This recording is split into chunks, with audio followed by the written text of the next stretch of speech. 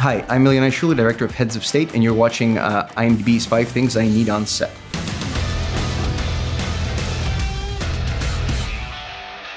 What's the snack you need on set? The snack I need on set is, unfortunately, chocolate. And I think it works both as a snack for the energy, but it's also a time machine because you eat chocolate and you start looking like your 15-year-old self with all the zits and everything. So unfortunately, it's chocolate, and I'm not happy, but the movie's more important than my health, which just sounds very ominous and dark, but it's true. That's often the role of the director, right? Everything has to fall on you. I want to take all the credit. Yeah, but it's also, I looked at the credit list, 2,600 plus people. At that point, it was like, it's all me, but with a little help from my 2,600 friends. Yep. Hey, where's your backup? There is no backup. All right, what is a specific piece of camera equipment that you needed on Heads of State? Can I say location versus piece of equipment? Yeah, of course. We got to go to 4 countries to make this movie. And compared to the reality where most things are made inside a green screen studio, it was incredible just to have, and here's Italy, and here's France. Oh, you wanna go to Serbia? There's Serbia, and also London. And you're kind of like, thank you. So I think I'll talk about location versus a piece of gear.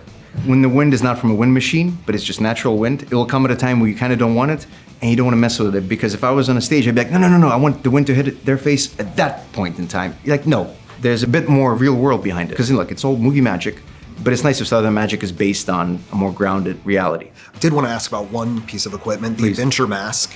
Okay. Did you consider it for Heads of State? Was there any point where you thought, this is in my toolkit? I'll be honest, every time where I have to use a GoPro, I'm like, can we do without it? Because I did 123 days with a GoPro. And again, lovely camera. We wouldn't have made Hardcore Henry without it. But I'm a big fan of the big, heavy cameras that make you think in a very non-POV way, so to speak. I like classically, academically shot movies a bit more. Just my visual influences come more from there versus more aggressive in your face cutting, which again, I love a lot of movies that are all chopped up and it gets all visceral, but especially for this one, I think when Ben Davis and I had phenomenal DP, we sat down, we just talked. The rule I've had for the last decade is, with my DP, whoever that may be, whatever project, we talk about what's one keyword that would be our North Star for the shoot. And we immediately both said, classy. For Heads of State, classy. Because it is an action comedy. Action comedies tend to be a bit more aggressive, more fun. The question is, can we get all the fun stuff but make it feel like an older, more classic Hollywood sort of everything's right, everything's academic. You don't just do crazy cuts for the sake of crazy cuts. There is 0 random camera movements in the movie. So who is your on-set lifeline? You want to say like, look, you can't make this movie without Ben Davis, but you also can't make this movie without John Cena and Idris and Priyanka and Jack Quaid and all the other lovely actors. You can't make it without the producers. So it's unfair to pick one from all the professionals that I've been very lucky to have around me. But the real answer is that the last 2 movies I've made, the villains were Russian, and I'm Russian, right? The reason I do that is because I want to have a little piece of my people with me.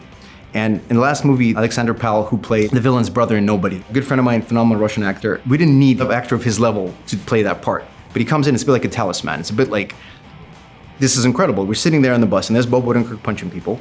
And I'm like, looking over, I'm like, we believe we're doing this? Like our little, 2 Russian guys made it all the way here and we're doing this with this. Same thing here, we had Alexander Kuznetsov, who's, again, another phenomenal Russian actor. We're doing the beast chase scene, right?